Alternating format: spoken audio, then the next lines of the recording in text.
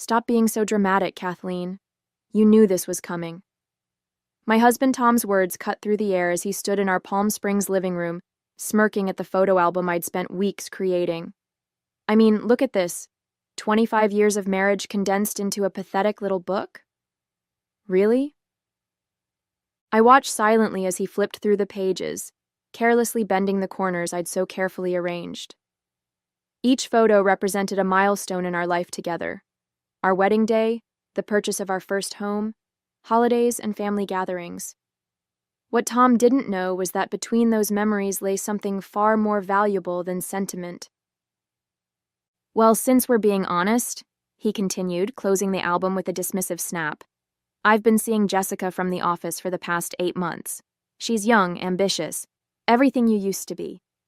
He gestured toward his packed suitcase by the door. I'm leaving tonight. We'll be staying at the Grand Vista Hotel until we find our own place.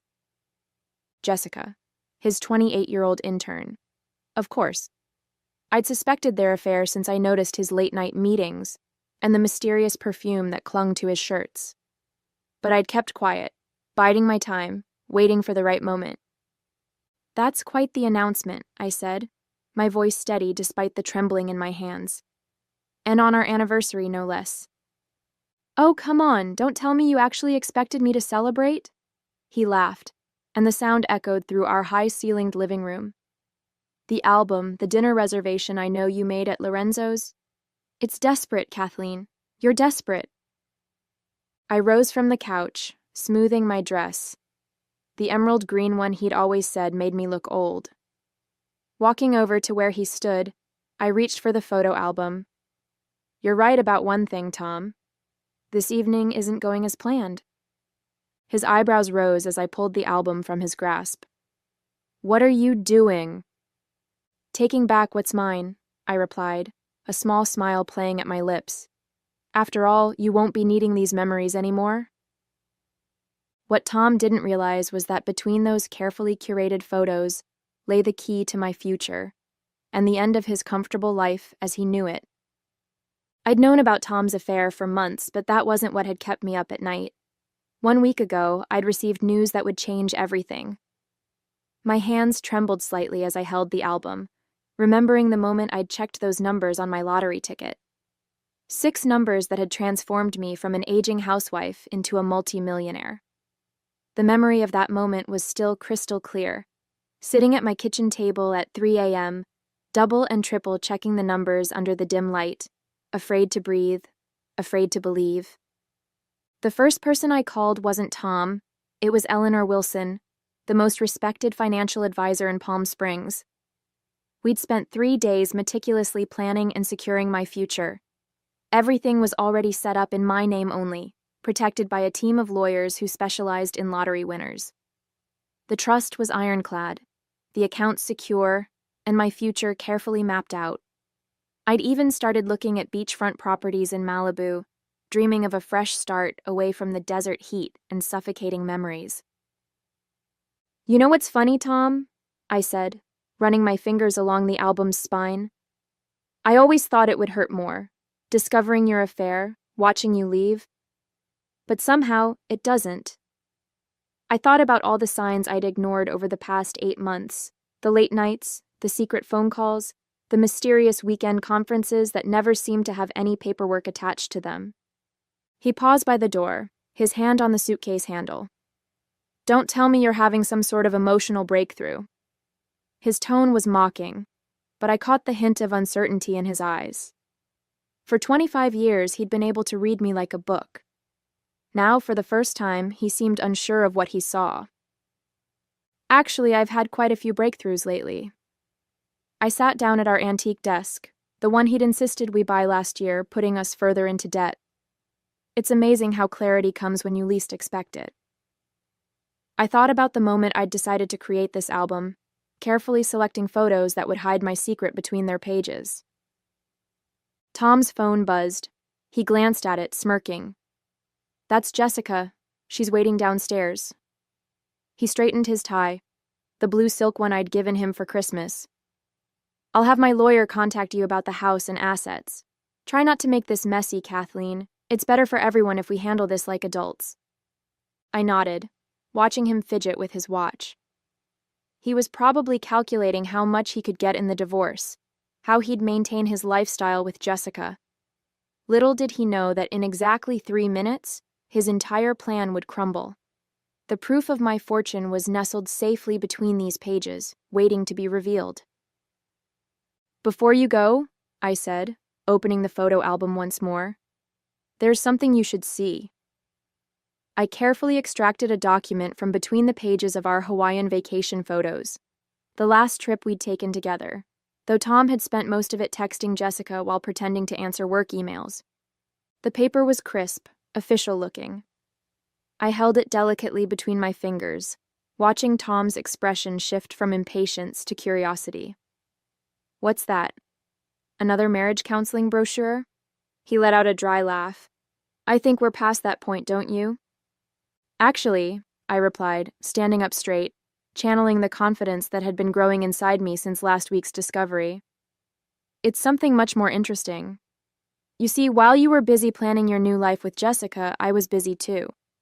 I unfolded the document slowly, deliberately. The California State Lottery Commission letterhead gleamed under our living room lights. Tom's eyes narrowed as he tried to read it from where he stood. "What are you playing at, Kathleen?" His voice had lost its mocking edge. 7 days ago, I won the lottery, Tom. $98 million to be exact. After taxes, it comes to a little over $60 million. I watched the color drain from his face. The funny thing is, according to California law, lottery winnings acquired before divorce proceedings begin are considered separate property. His suitcase hit the floor with a thud. "You're lying," he whispered, but his eyes were fixed on the official seal, the verification codes, the amount spelled out in bold black letters.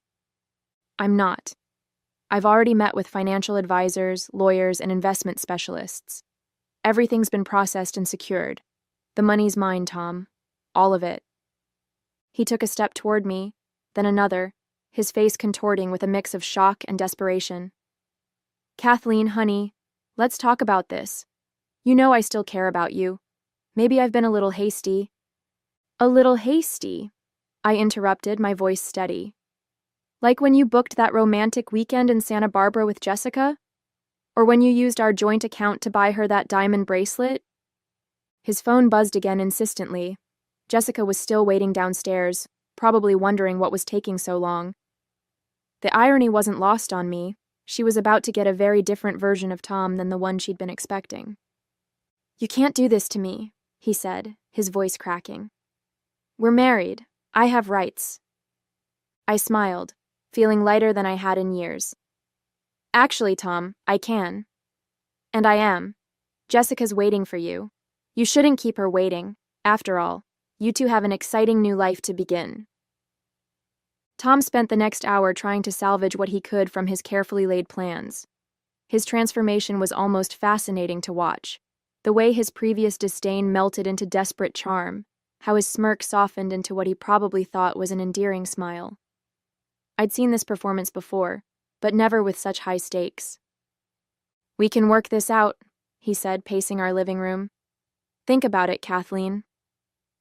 25 years of marriage, that means something. We've built a life together." He gestured around our home, the one he'd mortgaged twice without telling me to cover his gambling debts. "Sure, I made some mistakes with Jessica, but that was just... it wasn't real. You're my wife." I sat calmly, still holding the photo album. "Your wife? Funny, you didn't seem to remember that an hour ago when you were calling me pathetic." His phone had buzzed at least a dozen times. Each time he'd glance at it nervously before declining the call. Poor Jessica was still waiting downstairs, probably wondering why her wonderful new life hadn't started yet.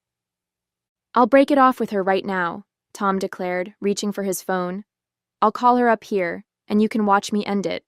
Would that help? Would that prove I'm serious?" I shook my head, almost pitying him. "You really don't get it, do you? This isn't about Jessica.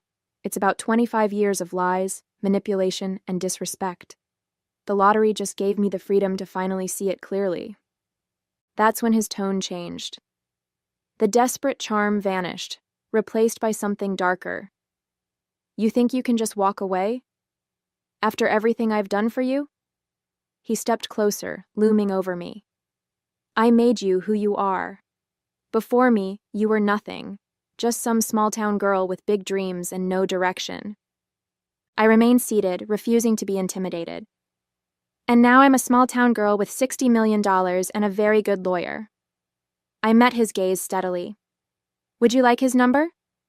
You'll be hearing from him tomorrow anyway. I'll fight you for every penny, he snarled. I'll drag this out for years. You think you can enjoy your millions while I'm dragging you through court?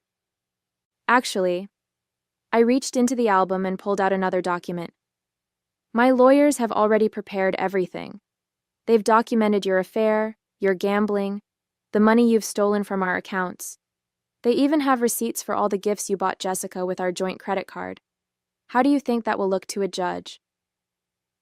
The color drained from his face again. His phone buzzed one final time, and this time when he looked at it, I saw fear in his eyes. The message preview was visible even from where I sat. What's going on up there? My father's waiting at the restaurant with the investor. We're going to lose everything if we don't show up now. I smiled, understanding dawning. Let me guess. Jessica's father was going to invest in your new business venture? The one you've been embezzling company funds to start? Tom stumbled backward, collapsing onto our Italian leather sofa, another extravagant purchase he'd insisted on. How did you... His voice trailed off as I pulled out yet another document from the album. It's amazing what people will tell you when they think you're just a harmless housewife, I said, smoothing the paper on the coffee table. Like Amanda from your accounting department. She's been concerned about those irregular transfers for months, but you kept dismissing her warnings. She was quite relieved to finally share her documentation with someone who would listen. You've been investigating me, his face contorted with rage. You had no right. Actually, as your wife and a shareholder in the company, I had every right. The board of directors thought so too, when my lawyers presented the evidence last week. I paused, letting the implications sink in. They're meeting tomorrow morning to discuss your position, though I suspect that discussion will be quite brief. His phone buzzed again. This time he answered it, hands shaking. Jessica, I can't make it. Something's come up. He winced, holding the phone away from his ear as angry accusations poured out. Finally, he hung up, looking deflated. You've ruined everything, he whispered. No, Tom. You did that all by yourself. I just refused to play along anymore. I stood up, walking to our floor-to-ceiling windows that overlooked the city lights. You know what the funny thing is? If you'd just been honest, if you'd asked for a divorce like a decent human being, I probably would have shared some of the lottery money with you. Not half, but enough. And now? Now you get nothing. I turned back to face him. Well, not exactly nothing. You get to keep all the consequences of your choices. The board will be pressing charges for the embezzlement, by the way. They're particularly interested in those offshore accounts you thought nobody would find. Tom's face went from red to pale and back again. He lunged for the photo album, probably hoping to find more documents he could destroy. But I'd already removed everything important. What remained were just photos, memories of a life that no longer existed. You calculated, manipulative. He cut himself off, apparently realizing the irony of his accusation. I learned from the best, I replied calmly. Though I have to thank Jessica, too. If she hadn't been so eager to brag about your plans together at her yoga class, I might not have discovered the embezzlement so quickly. Her friend Olivia was very chatty after a few glasses of wine. The truth was finally dawning on him. Every careful plan he'd made, every scheme he'd constructed, was crumbling. He wasn't just losing his comfortable life with me or his future with Jessica. He was losing everything. The police will be here soon, I added, checking my watch. Amanda filed the official report this afternoon. I'd suggest using this time to call a lawyer, a criminal defense one. You're going to need it. A sharp knock at the door made Tom jump.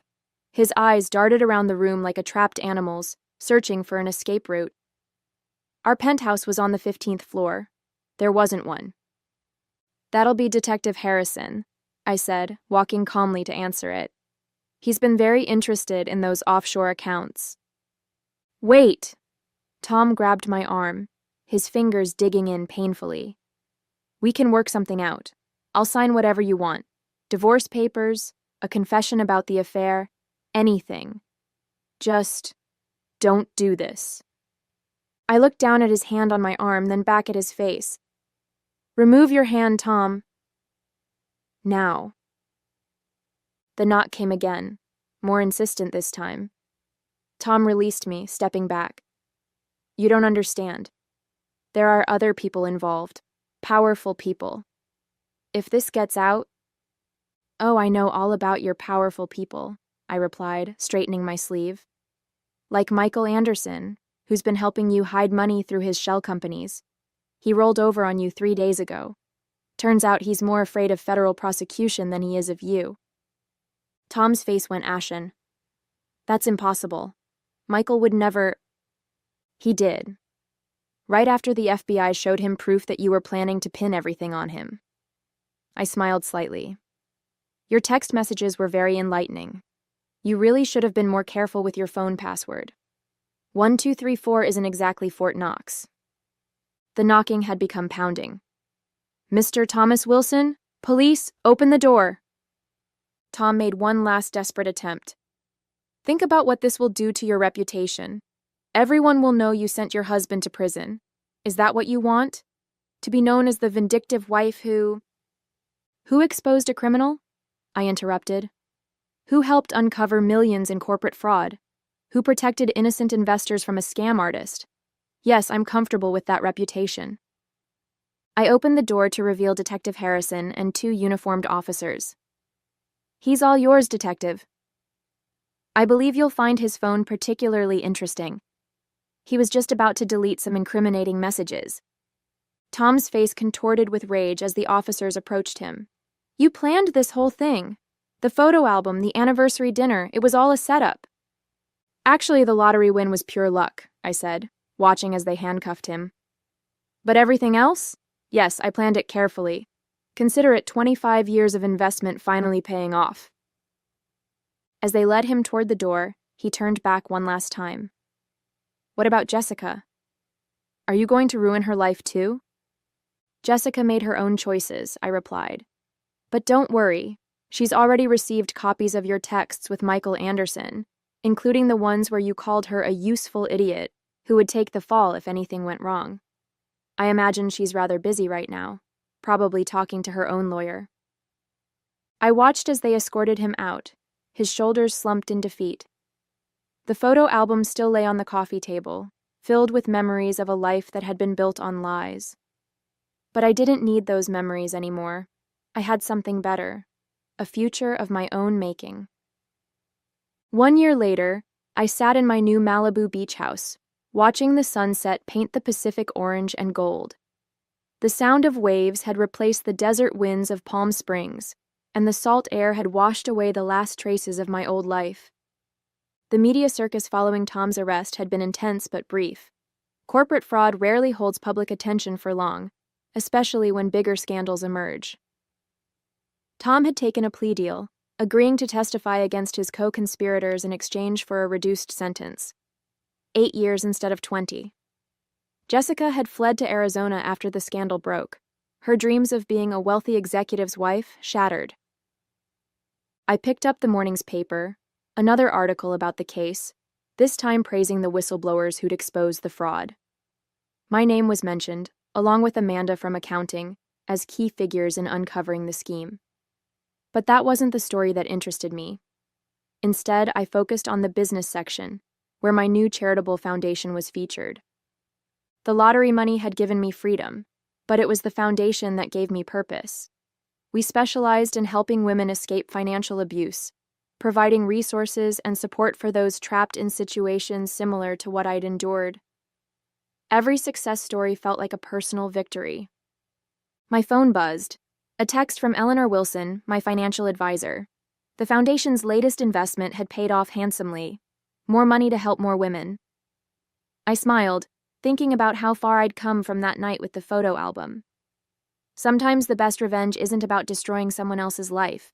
It's about building your own better than ever. Last week, I received an unexpected letter from Tom. The prison envelope sat unopened on my desk for days before curiosity won out. Inside, I found pages of apologies, explanations, and pleas for forgiveness. He'd found God in prison, he wrote, and wanted to make amends. He also mentioned hearing about my foundation's success and suggested that perhaps we could work together once he was released. I had to laugh at his predictability. Even behind bars, he was still looking for angles, still trying to scheme his way into money. I shredded the letter without responding. That evening, at a charity gala for the foundation, I found myself sharing this story with James, a widowed investor who'd become a major donor to our cause. His genuine laugh matched mine, his eyes crinkling at the corners as he shook his head in disbelief. "Some people never change," he said, offering me a glass of champagne. "But others?" He gestured around the room where dozens of women who'd escaped similar situations were now thriving, many running their own businesses. "Others transform completely." Speaking of transformation, I replied, "Remember that photo album that started all this?" I finally found a good use for it. I donated it to a museum's exhibition about financial fraud and domestic abuse. The album sat in a glass case, its pages open to show the hidden compartments where I'd stored the evidence. Below it, a plaque read, "Sometimes the strongest chains are the ones we think we can't break." James raised his glass. "To breaking chains." "And building bridges," I added, thinking of all the women we'd helped, and all those still to come.